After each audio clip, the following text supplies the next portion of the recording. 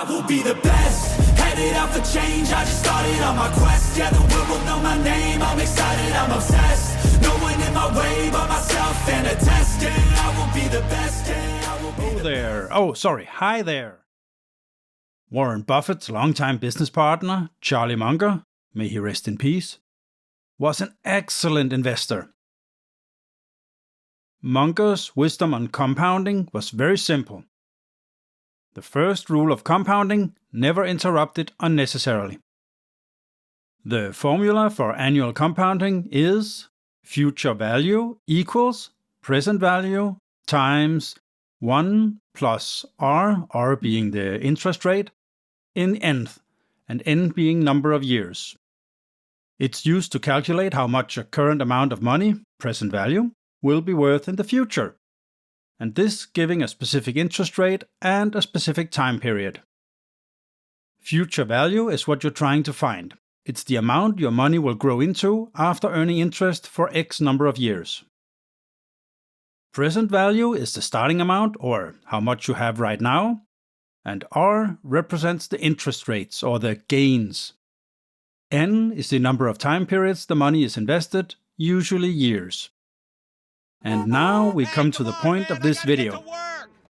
Almost all investors focus on the R in the equation, the interest rate or rate of return. A great deal of effort goes into getting maximum returns by looking at the rate of return right now or historically.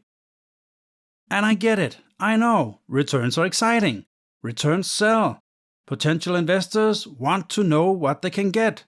It's a fictive number, but it sells, newsletters, everything, returns and fees for Wall Street. But as most of us know, returns tend to come with risk. If an investment offers a very high upside, it also is very likely to have a very high probability of delivering negative returns, or even a complete loss. I think we all know where this is going, so let's just skip to the end. There's a perverse incentive for those offering investment advice to shoot for the moon and, hey, if it doesn't work, well, it wasn't my money anyways. If it works, they look like a genius. The reality is that losses are disproportionately impactful to the compounding relative to the gains due to something called percentage symmetry. Percentage symmetry shows us that 50% loss is not offset by a 50% gain.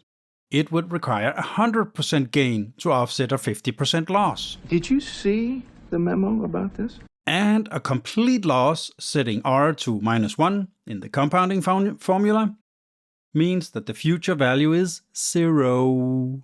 A 0 completely destroys any future chance of compounding. So, as returns certainly matter in compounding, but swinging for the fences often winds up creating less than good results.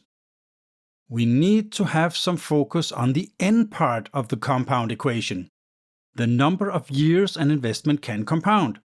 And I get it, it's hard, you want to get rich fast, you want to get rich now. That's just not how it works if you want to do it securely too. As we said, Charlie Munger's first rule of compounding is all about the N. Number of years compounding, that's the important thing. Which brings me to why dividends are a great wealth building tool over time. Remember, there are two types of truths. There is a political truth or a technical truth. Political truths are true because many people think they are true. Technical truths are true for physical or technical reasons. So, you can position facts at two poles, political facts and technical facts. A political fact is true if enough people believe in it to be true. For example, who the president is or where a border of a country is. This is a political truth. If you can install software to enough people's brains, you can change those truths. That's called social consensus. On the other side, some things are purely technical. A technical fact is the result of an equation or the diameter of a virus under an electron microscope. The results are physical constant. What people think does not change the technical truth. Physical facts are independent of any human being. An alien coming from outer space would get to the same conclusion. This is actually from a book called The Anthology of Balai. It's by Erik Jørgensen. It's a good read if you want to climb down that rabbit hole and learn more about investing and psychology. But get to the point. Sure. So, the stock market and prices and valuations, they're all political truths. Some stocks, some of the time, can trade at outlandish multiples. For example, look at Zoom Video, ticker ZM. Back in October 2020, Zoom market cap was over 150 billion. Price to sales ratio was over 120. Yes, that was the COVID period. Then in October 2024, 4 years later, Zoom's market cap was 25 billion and price to sales ratio was below 5. Which one is the correct pricing for that company? And what would happen if you were in retirement and it happened to you? A company you owned losing over 80% of its value. Dividends, on the other hand, they are largely technical truths. Dividends are either paid or not paid. There's no ambiguity. Either you karate do yes or karate do no. You karate do gesso. Just like grip. You can't have adjusted dividends or dividends before depreciation or anything like that. Either a company's pay a specific dividend or it doesn't. What other people think about the dividend does not matter. What other investors feel about the dividend does not matter. Whatever the sentiment is does not determine whether it's paid or not. Only the responsible for setting dividend policies within the company can impact the dividends. So what the stock market thinks about a share price of the company doesn't really matter too, or at least shouldn't matter. Dividend payments come from the cash flows a company generates. They are paid to the owners of the company, meaning you, the shareholder.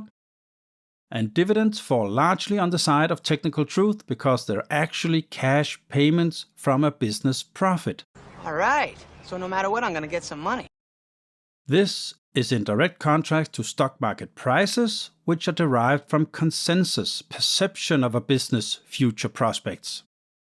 Which would you rather? Have your financial freedom and retirement portfolio be based largely on perception from others, or on the technical truth of dividends paid by a company? For those investing for income, the answer is to trust dividends rather than the crowd. It's not as exciting, but there's less worry, and when you base your investments on a technical truth, it's much more secure than a political truth. Once you put your trust in dividends rather than political truths, the next question becomes, which dividend stocks should I choose to build my dividend portfolio on? And what do you know? I made several videos explaining how I have put together a dividend portfolio, and this is an evolving process for me. So, like the video if you did, and subscribe to see the next evolution of my dividend portfolio. Remember, the best investment you can do is in you. The more you learn, the more you earn. Bye! I have a dream, that's all I need. I'll make it happen with some work and belief. Know what I want, so I'll take it on. I'll make mistakes, but mistakes make you strong. Let's break it down for a minute. I want the crown, I'm gon' get it. You hear me loud, man, I'm winning. Yeah, Charlie Sheen will be grinning. These ladies know that I'm sinning, and this is just the beginning. I'm closing in the ninth inning. There ain't no